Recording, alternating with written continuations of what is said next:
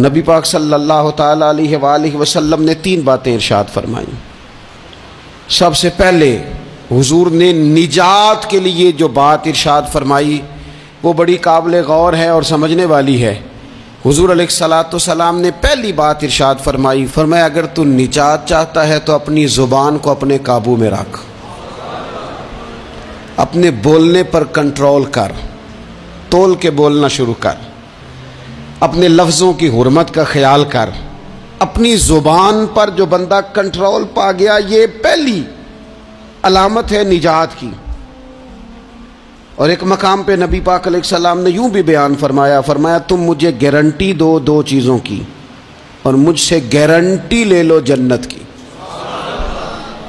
فرمایا تم مجھے اپنی 2 ٹانگوں کے درمیان شرمگاہ کی اور 2 جبڑوں کے درمیان زبان کی گارنٹی دے دو، اور میں اللہ کا محبوب ہو کے تمہیں جنت کی گارنٹی دیتا ہوں۔ پہلی بات نجات کے لیے نبی پاک علیہ السلام نے یہ ارشاد فرمائی کہ اپنی زبان کو اپنے قابو میں کر، اس پر کنٹرول کر۔ اور دوسرا فرمایا تیرا گھر تیرے لیے کافی ہے، ادھر ادھر بلا وجہ نہ گھوما کر، بغیر سبب کے بہت ساری مجالس میں نہ جایا کر، ضرورت کے لیے جائیں، خیر پانے کے لیے جائیں، اچھے ارادوں سے سفر کریں۔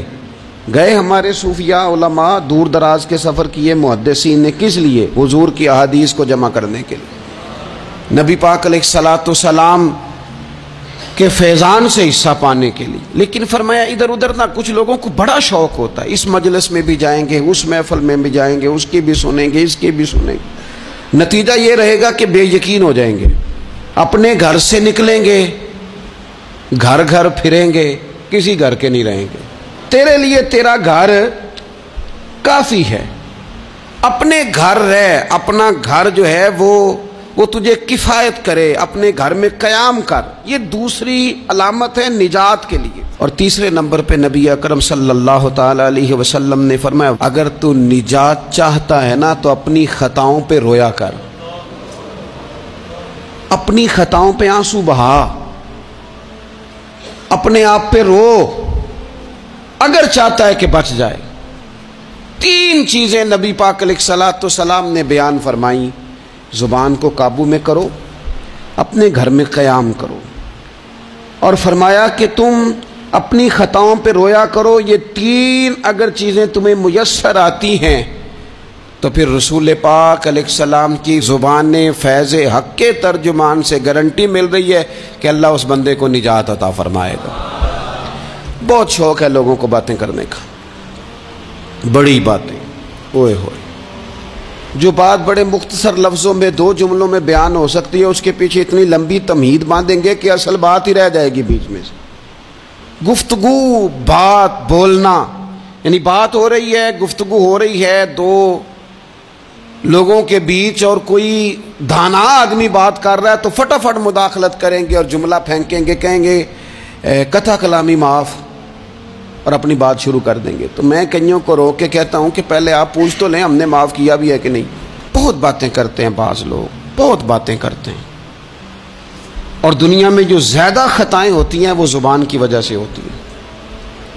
عملاً کوئی کسی کو کیا تکلیف دے گا، ہاتھ کوئی کسی پہ کیا اٹھائے گا، لیکن لفظوں کے تیر، جملوں کے ترش لہجے اور زبان کی کڑواہٹ، حضرت عثمان غنی رضی اللہ تعالیٰ عنہ فرمایا کرتے تھے کہ زبان تو روح کو گھائل کر جاتی ہے، بندے کو اندر سے توڑ کے رکھ دیتی ہے یہ زبان۔ بہت سارے لوگ تھے، انہوں نے بہت سارے جملے زندگی میں بولے، میں یقین سے کہتا ہوں کہ انہیں بھی پچھتاوا ہوا کہ یار مجھے یہ والا لفظ نہیں کہنا چاہیے تھا، لیکن کاش یہ بعد میں پچھتانے سے پہلے آپ سوچ لیتے۔ اور بہت سارے لوگ ایسے ہیں جو مجھے پتہ ہے جو وہ کہہ رہے ہیں وہ معافی ضمیر ان کا نہیں ہے، وہ ان کے خیالات نہیں ہوتے، لیکن وہ کہہ دیے انہوں نے، اور کہنے کے بعد اندازہ ہوا کہ یہ ہمیں کہنا نہیں چاہیے تھا۔ دوسرا ارشاد فرمایا کہ تو اس طرح کر، اپنے گھر کو نہ لازم پکڑ لے، تیرا گھر تیرے لیے بہتر ہے، تیرا گھر تیرے لیے کفایت کرنے والا ہے۔ شریعت اسلامیہ میں نا رہبانیت منع ہے، سارے حقوق چھوڑ کے بندہ گھر میں بیٹھ جائے، حجرے میں بیٹھ جائے، مرضی منع ہے، لیکن کچھ دیر کے لیے وَتَبَتَّلْ إِلَيْهِ تَبْتِيلًا، سب سے کٹ کر اللہ کے ساتھ جڑ جاؤ۔ قرآن مجید نے کہا وہ کیا ہے کہ کچھ دیر کے لیے خلوت ضرور اختیار، جیسے آپ اعتکاف میں بیٹھے ہیں، سب سے کٹ کے اللہ کے گھر آ گئے، یہ کچھ دیر کے لیے یہ کام کرنے کا ضرور حکم دیا گیا ہے۔ آپ دیکھیے حضرت موسیٰ علیہ السلام، اسلام میں رہبانیت نہیں، سارے حقوق چھوڑ کے جانا نہیں، لیکن کچھ دیر کے لیے، تھوڑی دیر کے لیے حضرت موسیٰ علیہ السلام 40 دن کے لیے گئے نا کوہ طور پہ، پھر اللہ نے تو رات عطا فرمائی۔ وَإِذْ وَعَدْنَا مُوسَىٰ 40 لَيْلَةً، ہم نے موسیٰ علیہ السلام سے 40 راتوں کا وعدہ لیا۔ نبی پاک علیہ السلام کتنے کتنے دن جا کے پہلے غار حرا میں بیٹھے، پھر اللہ تعالیٰ نے وحی عطا فرمائی۔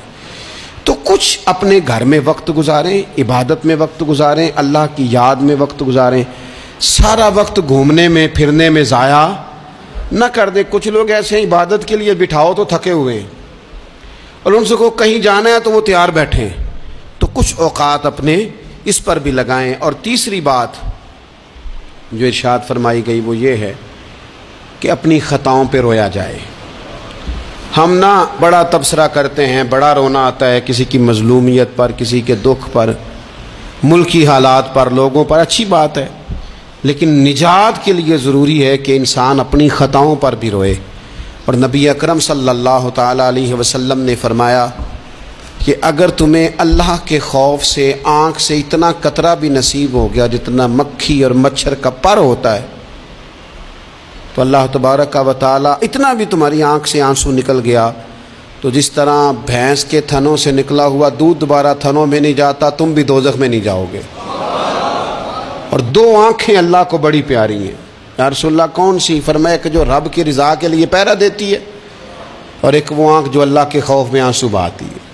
یہ دو آنکھیں اللہ کو بڑی پیاری ہیں، تو اس لیے یہ 3 باتیں آپ نے نہیں بھولنی۔ ایک تو یہ کہ اپنی زبان کی حفاظت کریں، ایک اپنے گھر میں، مسجد میں، حجرے میں کچھ دیر بیٹھ کے اللہ کو یاد کریں، اور کوشش کریں کہ بغیر وجہ کے گھر سے نہ، اور تیسری بات یہ کہ اپنی خطاؤں پر آنسو بہانے کی کوشش کریں۔ اللہ تعالی ہم سب کو سمجھنے کی توفیق عطا فرمائے۔